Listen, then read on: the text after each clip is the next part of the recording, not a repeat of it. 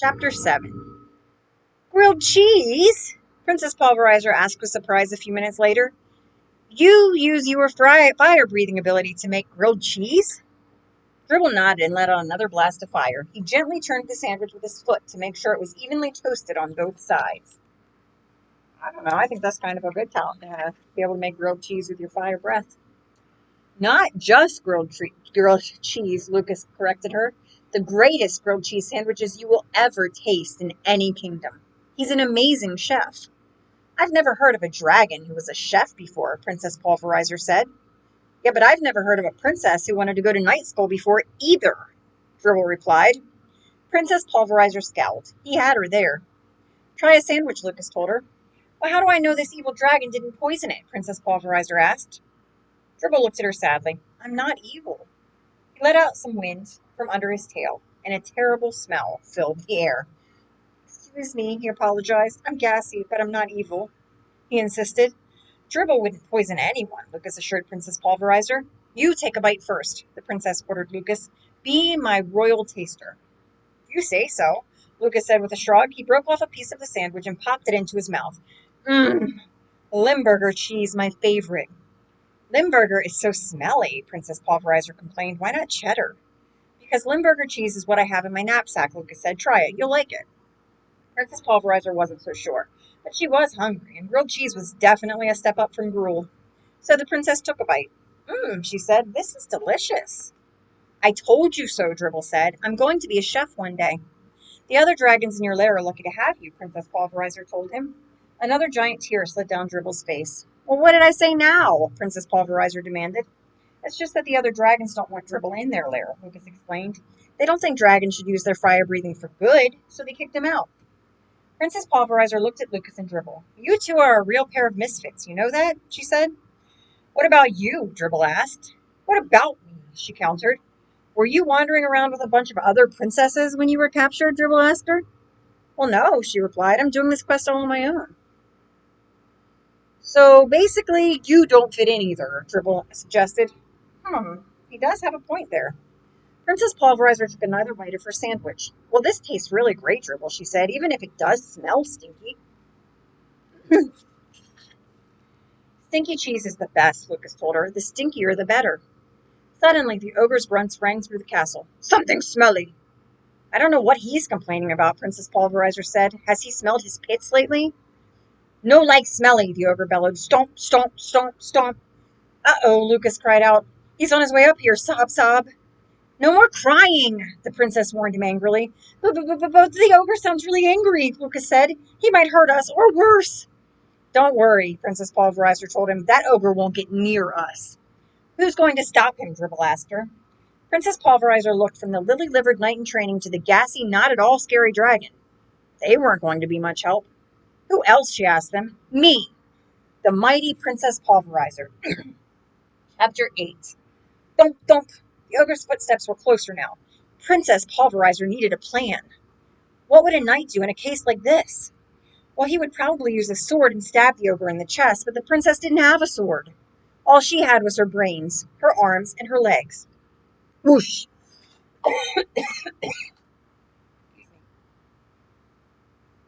At just that moment, the door to the tower flew open. The ogre was standing there, glowering at his prisoners. Smelly, he bellowed. Stinky. Slam! Princess Pulverizer kicked the ogre in his knee hard. Bam! She kicked him in the other knee even harder. And when the ogre bent to grab his injured knees, wham! The princess grabbed a wooden chair and smashed the ogre right in the stomach. The ogre tilted backward, grabbing his middle. Oh, ow! He banged his head on the doorpost. Princess Pulverizer leapt out of the way and over to the far window near her friends. Just before, thud, the ogre fell to the ground in a heap, right in the middle of the room. Wow, Lucas said. I had no idea you were that strong. I'm not, Princess Pulverizer admitted. I just caught him by surprise. Is he dead? Lucas wondered nervously. Nah, Princess Pulverizer said. I can still smell his stinky, awful breath. He's just knocked out, but he won't be for long. We have to get out of here. How are we going to do that? Dribble asked her. He's blocking the doorway. Maybe we could climb over him, Lucas suggested. He would feel us and wake up, Princess Pulverizer said. Especially you, big guy, she added, pointing to Dribble. It's not my fault I'm big, Dribble told her. That's how dragons are supposed to be. We're trapped, Lucas cried out. Don't worry, I'll think of something, Princess Pulverizer said. I always do. I thought of a way to get myself into this castle, didn't I? I wish you had thought of a way out, Dribble muttered under his dragon breath. He stared longingly out the window. We're going to be stuck in here forever. I'm never going to feel the grass under my feet again, and I'm never going to get to open my own restaurant. Lucas began to cry again. Again.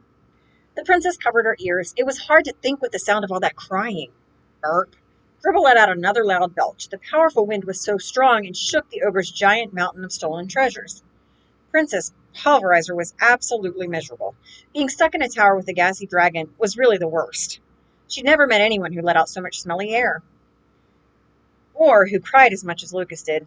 How on earth was she going to get them all out of this mess? She looked over at Dribble. He was batting his wings up and down, trying to get rid of the smell from his latest belch. A broad smile formed on Princess Pulverizer's face. That's it, she shouted excitedly. Dribble is going to save us all.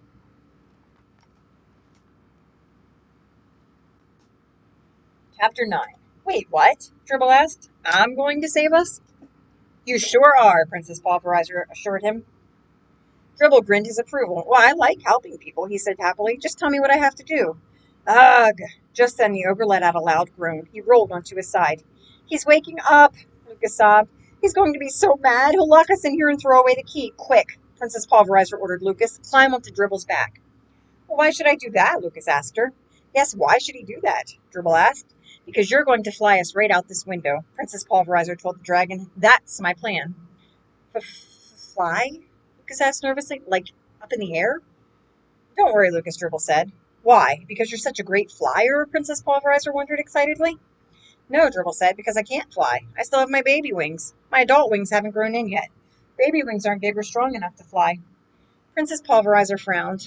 You're not a full-grown dragon? She asked, but you're huge. Not for a dragon, Dribble told her. Grown-up dragons are humongous. I'm sorry, he apologized. He looked longingly back out the window and let out another giant burp. Boy, does my stomach hurt. I should never have had that third grilled cheese sandwich this morning. Dribble's burp was so powerful it blew some of the ogre's treasures off the top of the mountain. Princess Pulverizer watched from her spot near the window as a shiny soup pot, carving knife, and tea kettle tumbled over the giant's giant body, out the door and right down the stairs. That's it, Princess Pulverizer shouted excitedly. What's it? Dribble and Lucas asked at the same time. I've got a new plan, she told them. A better plan. Yay! Dribble shouted. Lucas stopped crying immediately. Head hurt. At just that moment, the ogre began to stir again. Owie! He's waking up! Lucas cried out. Burp! Dribble let out a belch. It wasn't a big burp by dragon standards, but it was strong enough to blow a frying pan off the top of the garbage mountain. The pan fell and bonked the ogre on the head. Nighty-night, the ogre groaned as he passed out again. He's not going to stay that way for long. Dribble told Princess Pulverizer, if you've got a plan, now's a good time to put it into motion. Okay, Princess Pulverizer told the dragon, but first you probably should have a little snack. Dribble looked at the princess like she was crazy. You want me to eat now? I don't think this is a good time for food, Lucas said. It's the perfect time, Princess Pulverizer insisted. She held up the bowl of old gruel. Come on, Dribble, just a little spoonful. I'm not hungry, Dribble protested, and besides, that stuff smells disgusting. Princess Pulverizer frowned. This was not going the way she had hoped. Please, Dribble, open wide, the princess urged as she held the spoonful of wild stuff up to his mouth. Here comes the chariot, bringing food to your tummy. Take a bite. Yummy, yum, yummy. Before Dribble even realized what was happening, Princess Pulverizer shoved a heaping spoonful of gooey gruel into his mouth. What is that stuff? Dribble asked, gagging. It's the stuff that's going to save us, Princess Pulverizer told him, shoving another heaping spoonful into Dribble's mouth. Over the teeth and over the gums. Look out, stomach, here it comes. Dribble swallowed the pasty, smelly, cold gruel and made a face. What is wrong with you? He asked. Doesn't my stomach already hurt enough? One more spoonful of that stuff and I think I might explode. That's exactly what I'm counting on, Princess Pulverizer said as she shoved the last nasty spoonful of gruel right down his throat. Chapter 10. Princess Pulverizer smiled excitedly as Dribble let out a massive belch. She figured it had to be the loudest, windiest, smelliest burp in the history of the world. And it was exactly what they needed. Crash, clank, clonk, kerplonk. The sheer force of Dribble's giant burp suddenly toppled the ogre's pile of treasures. Cups, bottles, silverware, tea kettles, and other shiny stuff began raining down and buried the evil ogre. Then it began cascading down the stairs in a giant avalanche of junk. "What happened?" the angry ogre shouted from beneath the giant pile of his precious stolen treasure. "Come on, you guys," Princess Pulverizer ordered. "We're getting out of here." "How?" Dribble asked her. "We're going sledding," Princess Pulverizer said. Dribble gave her a funny look. "How are we going to sled? There's no snow in here." Princess Pulverizer shook her head. "We don't need snow," she told him. "We're going to slide right over the ogre, down this moving mountain of junk, and out the front door." "I don't like sledding," Lucas said. "You can get hurt. One time I sledded right into a fence and Princess Pulverizer did not have time to listen to Lucas's story. She had to get him moving. So she pushed him head first down the avalanche of junk. "Ah!" Lucas cried as he bumped and thumped his way over the ogre and down the stairs on his stomach. "Your turn, Dribble," Princess Pulverizer said. "Hurry." Dribble didn't need a push, which was good, since he was way too heavy for Princess Pulverizer to push anyway.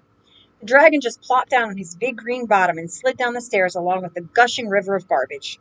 Then it was Princess Pulverizer's turn. "Hey, you guys," she called as she slid her way out to freedom. "Look out below." A few seconds later, the princess, the knight, and the dragon were all safely outside the ogre's castle. But Princess Pulverizer knew it wouldn't be long before the ogre dug his way out of the pile of what was left of his treasures. And when he did, he was sure to come after them. "Okay, Dribble," she said, "the only thing left for you to do now is carry us to safety." "Why do I have to carry you to safety?" Dribble asked her. "You can run all on your own." "Yes, we can," Princess Pulverizer agreed, "but Lucas and I only have 2 feet each. You have 4.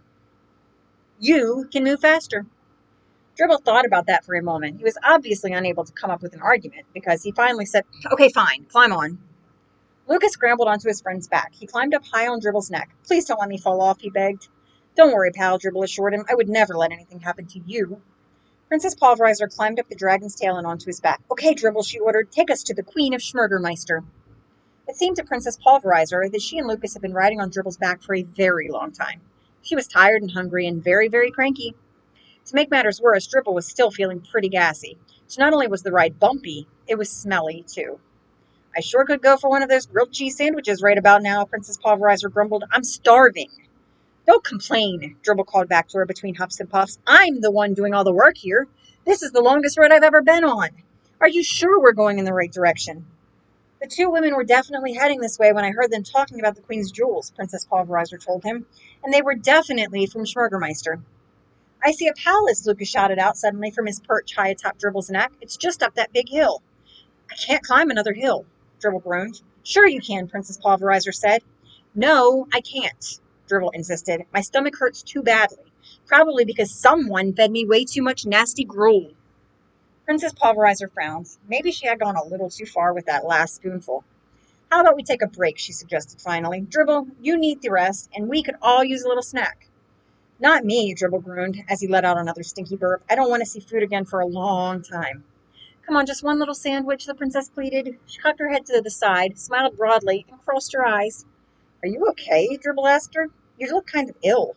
Princess Pulverizer frowned. Apparently her special face had no effect on dragons. "I'm kind of hungry, too. If you wouldn't mind making a few little sandwiches, I'd really appreciate it," Dribble, Lucas asked politely. "Okay, pal, sure," Dribble said. "Since you asked so nicely." Princess Pulverizer was amazed. All Lucas had to do to get what he wanted was ask politely. Wow, who would have thought that would work? Princess Pulverizer said a little while later as she took a big bite of her grilled cheese sandwich. "This tastes amazing." "Dribble's the best dragon chef anywhere," Lucas said proudly. Princess Pulverizer laughed. "He's probably the only dragon chef anywhere," she said. Dribble gave her a look. Princess Pulverizer frowned. The dragon sure was sensitive. "But that doesn't mean your grilled cheese isn't delicious," she added quickly. "Thank you," Dribble replied. "Lucas, we're really lucky you brought cheese and bread with you," Princess Pulverizer continued. "That was good thinking. We all might have starved otherwise." "I guess Lucas and I are kind of handy to have around," Dribble said to the princess. Princess Pulverizer looked at the dragon who had burped her to safety. Then she looked at the timid knight in training who had come prepared with food. The princess hated to admit it, but Dribble was right. "I guess I do need a little help sometimes," she said. Dribble smiled. "The 3 of us actually make a pretty good team," he said. "Team?" Princess Pulverizer asked. "Who said anything about a team?" "I'm on this quest of kindness all on my own." You'll never get into night school that way, Lucas told her. Why not? The princess demanded. Because knights are all about teamwork. They taught us that when I was in night school. You have to learn to work well with others, Lucas said. Hmm. Princess Pulverizer thought about that for a moment. The Royal Knights of Imperia did seem to go off on their quests in groups. Maybe that was because they each had their own talents and their own failings. Each knight picked up the other's slack. Well, come on then, Princess Pulverizer said as she suddenly hopped to her feet. Come on where? Dribble asked her. To the Schmergermeister castle, the princess replied. We have some jewels to return. Chapter 12. My jewels! The Queen of Schmergermeister exclaimed as Princess Pulverizer handed her the velvet box. Wherever did you find them? In an ogre's castle, Princess Pulverizer replied. I got myself captured so I could retrieve them for you. You got yourself captured on purpose? The queen sounded very surprised. Princess Pulverizer nodded. It was the only way. Dribble and Lucas got themselves captured, too. Good thing, because it took all three of us to get out of there. Well, that was very brave, the queen said. Princess Pulverizer looked over at her friends. She wasn't completely sure, but she thought Lucas was standing a little taller all of a sudden. The Queen of Schmergermeister opened the velvet box and pulled out a large ruby ring. This is a reward for your bravery, she said, handing the ring to Princess Pulverizer. Thank you, Princess Pulverizer replied, but I'm trying to be a knight, and knights don't wear rings. They would if they knew about the ring's special powers, the queen said. Special powers? Suddenly, the princess was very interested in that ruby ring. What special powers? She asked. The person who wears this ring is able to walk with complete silence, the queen said. Not even a dry leaf will crackle under her feet. But how would that be helpful? Dribble asked. Are you kidding? Princess Pulverizer replied. This ring will let us sneak up on our enemies. It gives us the element of surprise. Oh, we have enemies? Lucas stammered. Sure, Princess Pulverizer told him. All knights have enemies. Lucas frowned nervously. I suspect you will be able to defeat them, the queen assured him. You three are very powerful together. The power of three, Princess Pulverizer smiled. I like that. Now please take this ring as a token of my gratitude, the Queen of Schmergermeister told Princess Pulverizer. I insist. Princess Pulverizer took the ruby ring and slipped it onto her finger. It was a perfect fit. The ring was a really lovely gift, and better still, it was proof that she had completed her first task in her quest of kindness. But there were 7 more such tasks to go, so we must be taking our leave, Princess Pulverizer said with a curtsy. Hey, you do that really well, Dribble complimented her. I've had a lot of practice, Princess Pulverizer told him. Lady Frump made us do 100 curtsies every day. I guess it came in handy after all. Can we stay a while longer? Lucas pleaded. There are so many scary things out there in the world. I feel safer inside this castle. You may stay as long as you like, the queen told him. But Princess Pulverizer was not staying put. There was too much to do. Come on, you two, she said to Lucas and Dribble. We have to go. There are a lot of people out there who need help, and we are just the ones to help them. The quest continues. The end.